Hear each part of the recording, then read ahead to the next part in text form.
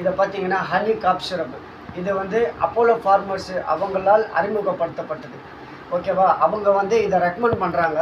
இதில் என்ன ஸ்பெஷல் பார்த்தீங்கன்னா ஹனி, துளசி, சந்தியா, அப்புறம் இன்னும் பல வகையான மூலிகைகளால் தயாரானது ஹனி காப் சிரப்.